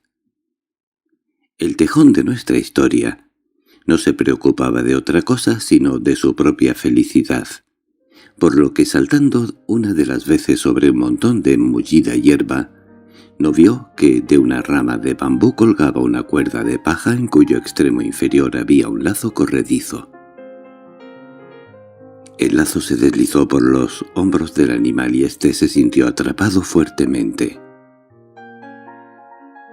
Aterrorizado intentó escaparse, pero con ello lo único que consiguió fue que el lazo le apretase más, y cuando más luchaba más fuerte se sentía cogido. —¡Ay, ay! —gritaba. —¡Ay, ay! Sus chillidos llegaron a oídos de un calderero remendón que en aquel momento regresaba a su casa atravesando el brezal. Rápidamente se deshizo de su gran cesta de bambú y fue corriendo a ver qué pasaba. —¡Ahí va! —exclamó el calderero sorprendido. Un pobre tejón cogido en la trampa. Enseguida se dispuso a liberar al pequeño animal. —Ahora, tejón, vete rápidamente a tu casa antes de que caigas en otra trampa maligna —le advirtió bondadosa pero firmemente el calderero. Después alisó la piel del tejón herida por el lazo, le dio unas afectuosas palmaditas y le dijo otra vez: —¡Hala, ya te puedes ir! El tejón se sentía tan emocionado por la bondad del calderero que, rompiendo a llorar agradecido, dijo: —¿Cómo voy a poder pagarte lo que has hecho? —Regresando sano y salvo enseguida a tu casa —replicó el calderero y acariciando de nuevo al tejón, reemprendió su camino. El tejón permaneció un rato viéndole marchar y preguntándose qué podría hacer él para favorecer a su salvador. De repente se le ocurrió una idea, y poniendo en práctica su poder mágico, empezó a transformarse en una bella y ornamentada tetera. Su cuerpo creció de volumen y se hizo más redondo, y su pelo se alisó hasta convertirse en el rico y lustroso color bronceado de una vieja tetera. Su rabo se curvó como un mango, y sus 4 peludas pezuñas se transformaron en las 4 patas de la tetera, y precisamente su puntiaguda nariz se proyectó donde debía estar el caño de desagüe. Luego, aprovechando una pausa que había hecho el calderero, quien se había detenido para ajustarse la cesta a la espalda, el tejón tetera brincó vivamente dentro de ella y el confiado calderero continuó su marcha. —Esposa, ya he regresado —gritó el calderero cuando llegó a su casa. Su mujer vino corriendo, y se inclinó para saludarle mientras él ponía la cesta de bambú en la galería de madera que había delante de su pequeña cabaña. Cuando el marido se quitaba las sandalias ella se dio cuenta de la presencia de la tetera. —¡Ahí va! ¡Ahí va! ¿Qué es eso? Y ambos miraron asombrados la tetera. La llevaron a su habitación y la pusieron en el suelo, donde su lánguido resplandor resaltaba contra la pobre y raída estera de paja. Se arrodillaron junto al objeto y lo miraron fijamente con silenciosa admiración. —Es verdaderamente un milagro, —murmuró el calderero. —No existe una tetera más hermosa en todo el Japón —respondió su esposa. —¿Dónde la has encontrado? —No tengo ni idea de dónde procede —contestó el calderero—. Antes de ahora nunca había visto este objeto. Volvieron a callarse con los ojos extraños para todo menos para la deliciosa forma de la pequeña tetera. —Es lo suficientemente exquisita como para ofrendarla al templo de Morín —pensó el calderero. Y luego dijo en voz alta: —¿Qué dices tú, mujer? ¿Debemos ofrecerla al templo de Morín? Es demasiado buena para nosotros, y sé que el sacerdote se pondrá muy contento de recibir el tesoro —le explicó su esposa.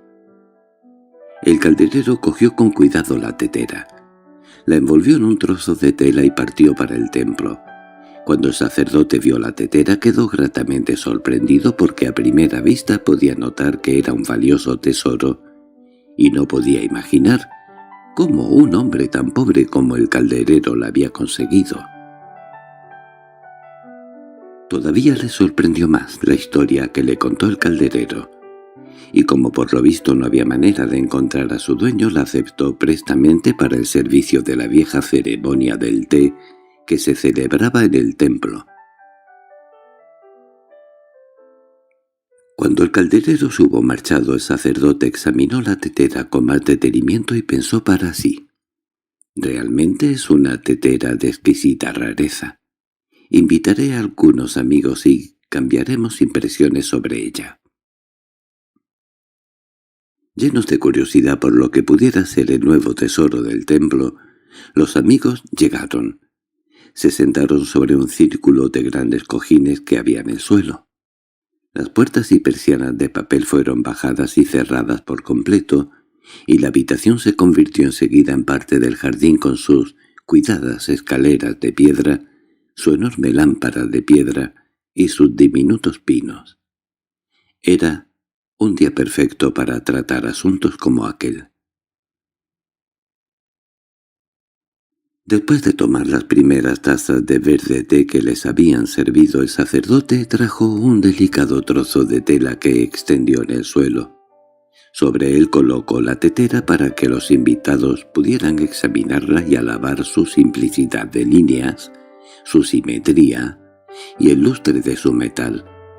Todos sintieron una grandísima curiosidad por saber dónde había adquirido el sacerdote y escucharon alelados la historia que les contó del calderero. Una tetera verdaderamente bella y digna de ser usada en el templo para la ceremonia del té, dijeron los invitados. En efecto, contestó el sacerdote. Esta tarde celebraremos la ceremonia del té y la utilizaré por primera vez. Contribuirá a la pureza y al refinamiento de nuestro ritual. Venid esta tarde, amigos míos, 2 horas antes de que se ponga el sol, y celebraremos la ceremonia del té. Aquella tarde, 2 horas antes de la puesta de sol, los amigos se congregaron en la pequeña choza exterior de los invitados que había en el jardín. El sacerdote llenó la tetera de agua y la colocó en el brasero de carbón. Iba ya a colocar los utensilios de la ceremonia del té en el orden prescrito, cuando oyó un agudo chillido que decía: «¡Demasiado caliente! ¡Demasiado caliente!». Y para asombro de todos cuantos estaban allí, la tetera salió zumbando del fuego y saltó al suelo. De ella estaba surgiendo la puntiaguda nariz, el suave rabo y las velludas pezuñas del tejón. Brincaba y saltaba por toda la sala dejando tras sí un rastro de vapor, mientras seguía gritando: «¡Demasiado caliente! ¡Demasiado caliente!». El sacerdote retrocedió atemorizado y farfullando: «¡Es un fantasma! ¡Está hechizada!». Y apretó a correr afuera de la habitación, seguido muy de cerca por sus invitados. Sus jóvenes monaguillos, al oír los gritos, vinieron corriendo enseguida provistos de las escobas y plumeros y con la intención de defenderlo mientras decían: «¿Dónde está el fantasma? ¿Qué le han hecho a usted?». Temblando de miedo, el sacerdote y sus invitados se asomaron al quicio de la puerta y miraron temerosos a la tetera que ahora había recuperado su forma y estaba reposando inocentemente en un rincón. Señalándola con el dedo, el sacerdote dijo: «Puse esa tetera en el fuego para que se calentara el agua y de repente empezó a saltar y a gritar: «¡Demasiado caliente! ¡Demasiado caliente!». Y se lió a dar vueltas por la sala.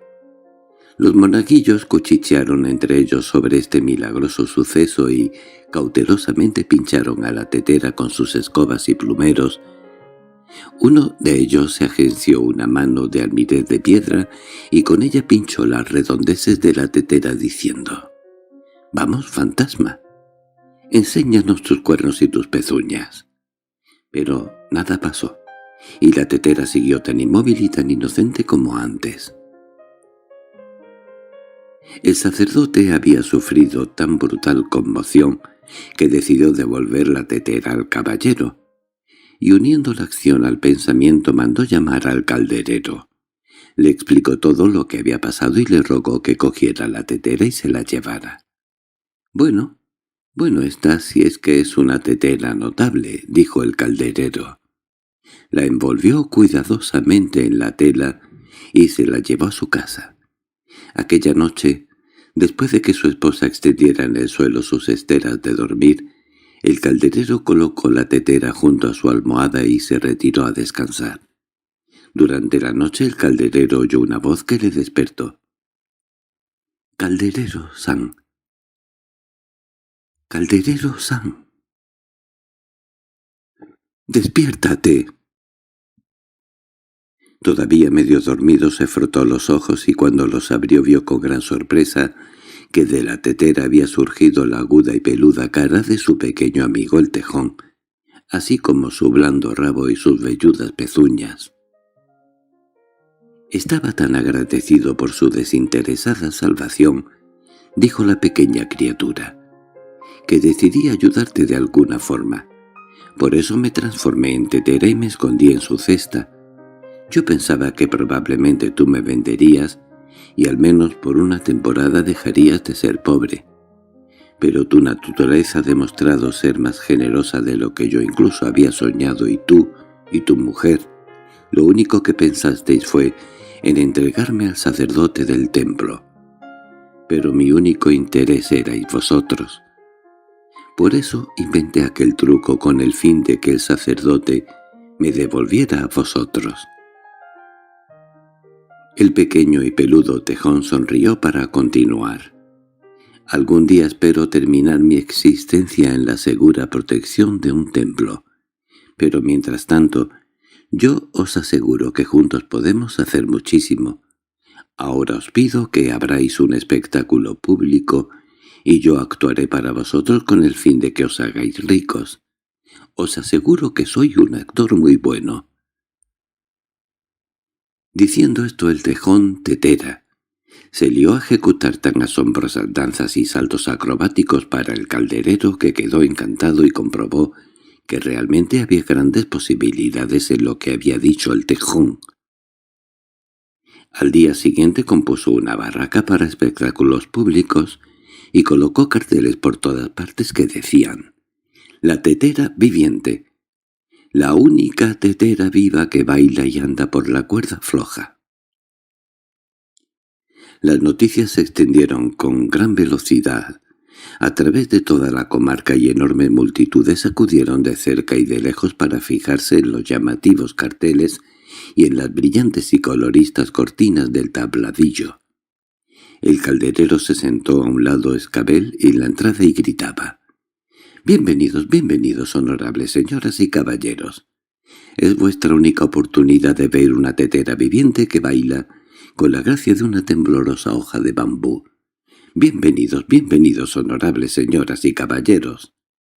Y ni él ni su esposa daban abasto casi a vender las entradas que la gente les pedía para entrar. Dentro de la barraca la atmósfera estaba tensa de expectación. Las jovencitas iban vestidas con sus brillantes y coloridos kimonos y las jóvenes damas con el pelo peinado en moños que resplandecían de ornamentos parecían bandadas de estorninos. Las madres con sus hijos atados a las espaldas cuchicheaban incesantemente con cualquiera que estuviese dispuesto a escucharlas. Y los campesinos con sus cónicos sombreros de paja de arroz no charlaban menos que sus esposas. Era un océano de colores y murmullos, y el único tema de las charlas era el milagro de la tetera viviente. «Cachi, cachi, cachi». El timbrado sonido de los golpes que anunciaban el comienzo del espectáculo silenció el excitado parloteo. La audiencia se hallaba tensa de anticipaciones cuando se corrió el telón que mostraba al calderero arrodillado en el centro del pequeño escenario. Estaba vestido con un delicioso kimono nuevo para la ocasión y se inclinó saludando a la audiencia. En ese momento el tejón tetera llegó corriendo hasta el escenario, se colocó junto al calderero y saludó profundamente con la gracia y los modales de una dama. Un susurro parecido al ruido que hacen los tallos secos de arroz corrió entre los espectadores. «¡Mirad, mirad! La tetera nos está saludando». Con un gesto, el calderero pidió silencio a sus complacidos parroquianos, y con la voz altisonante y digna de un presentador anunció: «Honorable pueblo, esta rara, maravillosa y única tetera viviente va a danzar para ustedes». Inmediatamente el tejón tetera abrió un pequeño abanico y ejecutó una antigua danza infantil japonesa para deleite de los espectadores. Cuando terminó de bailar, el calderero tuvo que elevar la voz hasta el máximo para anunciar por encima de los aplausos: «Y ahora, honorable pueblo, la principal atracción de la noche, la única tetera viviente del mundo que camina por la cuerda floja». El tejón tetera se ató entonces una banda de algodón alrededor de la cabeza como señal de que iba a ejecutar algo realmente importante y peligroso. El calderero lo hizo hasta una cuerda que cruzaba a través de todo el escenario y le entregó un quitasol y un abanico. El tejón tetera realizaba tales travesuras y saltos espectaculares sobre la cuerda floja que la multitud rugía de placer y aprobación, al mismo tiempo que pateaban y juntaban sus manos en un explosivo aplauso. La tetera se hizo famosa y todos los días se reunía una multitud procedente de las ciudades y los pueblos, de las montañas y las costas para verla actuar, y el calderero y su esposa se hicieron pronto más ricos de lo que jamás hubieran podido imaginar. Un día el calderero, que cada vez apreciaba más a su pequeño amigo, le dijo: «Mi querido y pequeño colega, ya has hecho demasiado por nosotros, y me temo que te estés cansando o que trabajes demasiado por nuestra causa. Puedes estar seguro de que ahora tenemos más de lo que necesitamos para vivir, y aunque nos apenará muchísimo separarnos de ti, deseamos que vuelvas a tu forma primitiva, cualquiera que fuese, y que regreses a tu casa con los tuyos». Desde aquel día se cerró la barraca y no dieron más espectáculos. El tejón tetera, que realmente se hallaba muy cansado, estaba contentísimo porque su plan de ayuda al calderero había resultado ser un completo éxito, y ahora no deseaba otra cosa sino acabar sus días en la callada quietud del templo. Así que, con muchas reverencias y saludos, se despidió de sus amigos humanos y adoptó definitivamente la forma de tetera.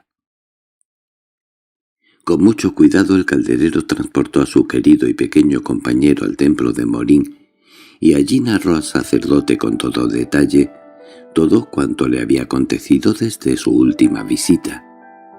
El buen sacerdote estaba lleno de remordimientos por haber jugado tan a la ligera al tejón tetera, pero se alegró muchísimo de la buena fortuna que había traído sobre el bondadoso calderero. «Ciertamente, esta tetera es muy rara y valiosa», dijo el sacerdote, «y nunca jamás la volveré a poner sobre el carbón ardiente del brasero.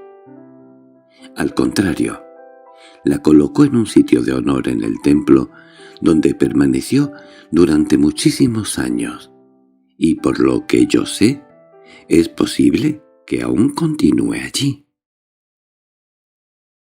Fin.